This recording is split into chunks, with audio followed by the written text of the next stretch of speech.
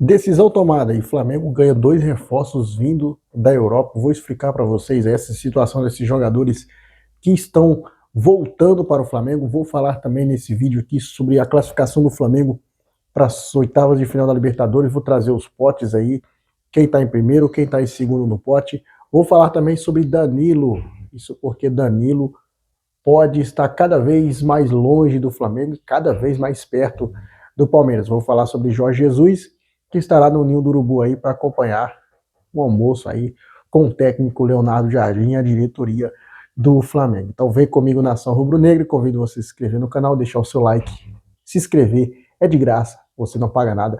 Fazendo isso você estará ajudando no crescimento do canal.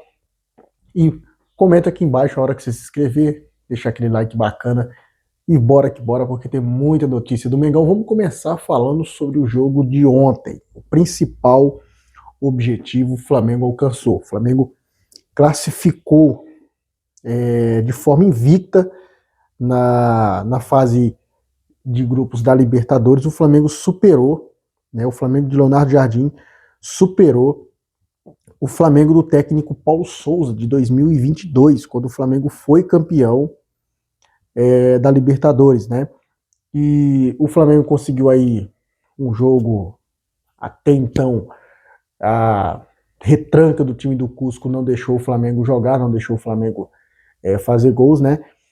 Os reservas do Flamengo também não foram tão bem no primeiro tempo, mas no segundo tempo entrou a cavalaria ali, e junto com Pedro, Paquetá e Samuel Lino ali, o Bruno Henrique conseguiu se destacar. É incrível como o Bruno Henrique se destaca, né, gente? O Bruno Henrique é um dos grandes destaques do Flamengo na Libertadores, o maior brasileiro em Libertadores, tá? O Bruno Henrique, ele acumula 27 gols e 19 assistências em 72 jogos na competição. O Bruno Henrique é disparado aí, o cara mais decisivo, tanto do Flamengo quanto da Libertadores entre os brasileiros. O Bruno Henrique, para vocês terem uma ideia, a gente fala tanto do Gabigol, mas o Bruno Henrique é mais decisivo ainda que o Gabigol. Por quê? Porque o passe do primeiro gol ali, o Arrascaeta tocar pro gol do Gabigol, veio de uma jogada do Bruno Henrique. Então, gente, é o que eu falo para vocês, o Bruno Henrique é um ídolo. Pena que já está velho, pena que já está na hora de sair do Flamengo, né? Bruno Henrique vai deixar muitas saudades quando sair do Flamengo. Bem, vamos falar agora sobre apresentação, isso conforme previsto o regulamento da FIFA. Os atletas listados abaixo aqui, a partir de hoje, quarta-feira, estão liberados para se apresentar às seleções. Alexandro, do Brasil, Danilo, do Brasil, Léo Nanete, goleiro do Flamengo também vai representar a seleção brasileira, Léo Pereira, Lucas Paquetá, Jorge Carrascal para a Colômbia, Gonzalo Plata para o Equador, Jorginho de Arrascaeta para o Uruguai, Guilherme Varela para o Uruguai e Nico de la Cruz também para o Uruguai. Dito isso, o Flamengo soltou uma nota a respeito dos jogadores se reapresentarem às suas respectivas seleções.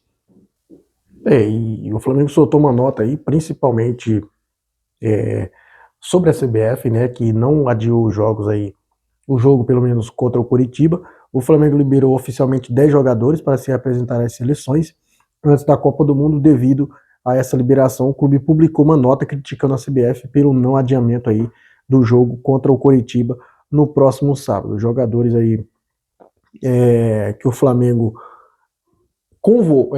liberou, né, são 10 jogadores, incluindo os jogadores das seleções estrangeiras, né? O Flamengo publicou na nota a falta de isonomia. O clube alegou que é injustiça disputar rodadas decisivas desfalcado de seus principais jogadores. As críticas, a instituição voltou a defender a criação de uma liga de clubes para organizar o torneio e criticou a manutenção das datas neste período de mundial.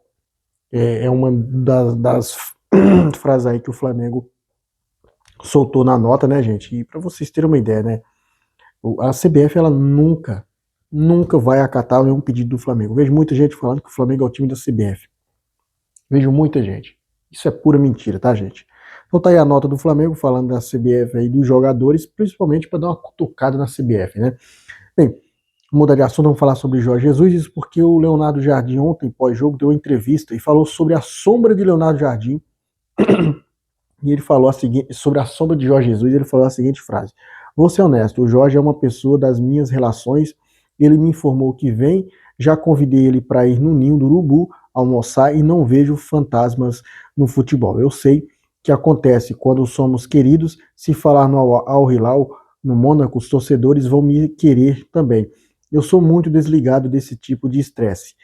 Temos um contrato e quando a direção quiser mudar, muda. É tão simples, não vale a pena criar fantasmas ou situações. Eu vivo o dia a dia e tento fazer o meu melhor. Mas existem coisas que vão acontecer. Eu não perdendo tempo pensando nisso. Eles não vão deixar de acontecer. Quando eu não servir mais para o Flamengo, vou sair com a mesma tranquilidade que entrei, tendo sempre procurar os melhores êxitos, ser profissional. Já saí de clubes tendo bons resultados porque queria sair, porque tive resultados ruins. Em 2018, eu disse ao presidente do Mônaco para me mandar embora, porque eu não conseguia mais isso. É mais para a mídia e fico satisfeito aí com a vinda dele, Jorge Jesus. E o Leonardo Jardim soltou aquele modo simplesão, né, gente? É um modo simplesão aí, né, que a gente sabe, conhece aí. É um técnico que os resultados deixaram de vir nas últimas rodadas contra Atlético Paranaense e Palmeiras, mas ontem o Flamengo conseguiu se erguer aí. O Flamengo que é o líder geral na classificação da Libertadores e está no pote 1 no próximo sorteio. O Flamengo ele encerrou aí sua participação na fase de grupo com 16 pontos, mais 12 gols. O Rosário Central, segundo, com 13 pontos, mais 9, joga hoje.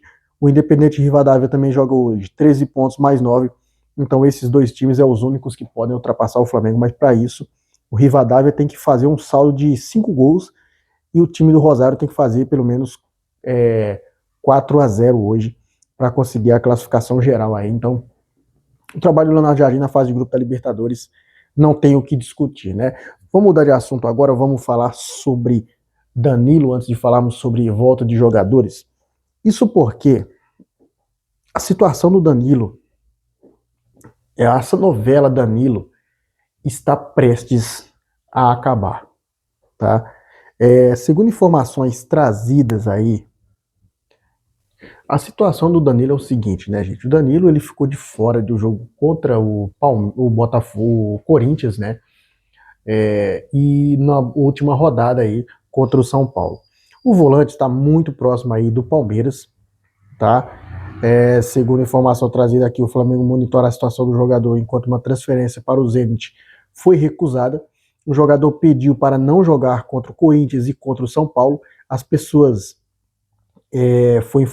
foi informadas aí que o jogador ele tem o interesse de ir para a Europa, mas caso não chegue uma proposta aí bem vantajosa, ele vai jogar mesmo no Palmeiras. Então, meus amigos, essa história de Danilo no Flamengo, mesmo que o Flamengo ainda existe interesse pelo jogador, praticamente nula, tá? Então, vamos esquecer essa história de Danilo no Flamengo. Toda hora tá chegando informação aí e o info que eu trouxe aqui para vocês é real, tá?